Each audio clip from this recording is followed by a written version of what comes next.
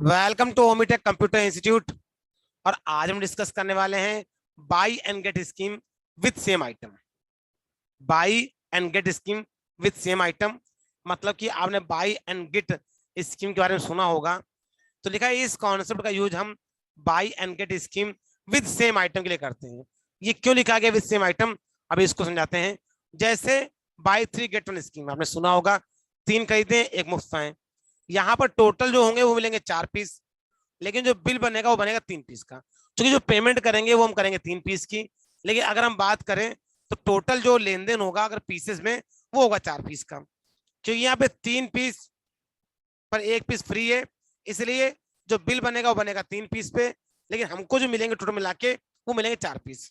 अगर हम परचेज कर रहे हैं तो हमको 4 पीस मिलेंगे, या हम सेल कर रहे हैं तो हमको 4 पीस देने पड़ेंगे। तो टैली में इस प्रॉब्लम को सॉल्व करने के लिए, यू कैन इस कॉन्सेप्ट को इंप्लीमेंट करने के लिए एक्चुअल एंड बिल्ड क्वांटिटी का एक कॉन्सेप्ट है जो हमको दिया है। टैली में जब इसकी हम एंट्री पास करेंगे तो एक होगा एक्चुअल कॉलम और एक होगा बिल्ड कॉलम। मतलब क्वांटिटी के अंदर 2 कॉलम आ जाएंगे, एक आएंगे एक्चुअल कॉलम और एक आएगा बिल्ड कॉलम। तो एक्चुअल कॉलम लिख देंगे 4 पीस, मतलब जो एक्चुअली आपको रिसीव हुए हैं या आपने दिए हैं। और बिल्ड में लिखेंगे 3 पीस, मतलब कि बिल्ड में आप उस क्वांटिटी को लिखेंगे जिस क्वांटिटी से आपको बिल बनाना है। यहाँ पर जो रेट का मल्टीप्लाई होता है वो किससे होता है? बिल्ड वाली क्वांटिटी से। मतलब ये जो एक्चुअल क्वांटिटी होती है ये स्टॉक के लिए होती है, इतने से स्टॉक घटेगा और बढ़ेगा। और जो बिल्ड वाली क्वांटिटी होगी ये उस पर्चे पे टोटल अमाउंट को कैलकुलेट करने के लिए इस्तेमाल किया जाएगा।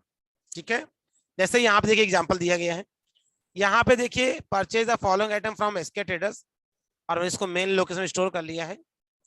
और लिखा है बाई 10 गेट 1, कह रहा है 10 टीन खरीदने पे 1 टीन फ्री मिल रहा है। मतलब कि अगर हम 10 टीन मस्टर्ड ऑयल परचेज करते हैं तो उनका 1 टीन फ्री देंगे। और इन्होंने 50 टीन परचेज किया है। देखिए अब 50 टीन परचेज किया तो 50 टीन का बिल बनेगा। और यहाँ पे लेकिन टोटल जो एक्चुअल क्वांटिटी हो कितनी मिलेगी? 55 टीन। क्योंकि 10 टीन खरीदने पे 1 मिल रहा है तो 50 टीन खरीदने 5 मिलेंगे, तो कुल मिला के हमको रिसीव होगा 55 टीन, लेकिन पैसा देंगे हम 50 टीन का। ऐसे ही रिफाइंड ऑयल साथ में 80 टीन और 88 टीन। मतलब कि स्टॉक जो बढ़ेगा वो बढ़ेगा एक्चुअल क्वांटिटी से, और जो बिल बनेगा वो बनेगा बिल्ड क्वांटिटी से। तो एक्चुअल बिल और बिल्ड क्वांटिटी दोनों अलग अलग चीजें हैं। एक्चुअल क्वांटिटी से आपका स्टॉक घटता बढ़ता है, और बिल्ड क्वांटिटी से उस बिल में उसके टोटल वैल्यू का कैलकुलेशन होता है। तो अब इस प्रॉब्लम को या इस कॉन्सेप्ट को हम टैली प्राइम में कैसे इंप्लीमेंट करेंगे इस सीखते हैं।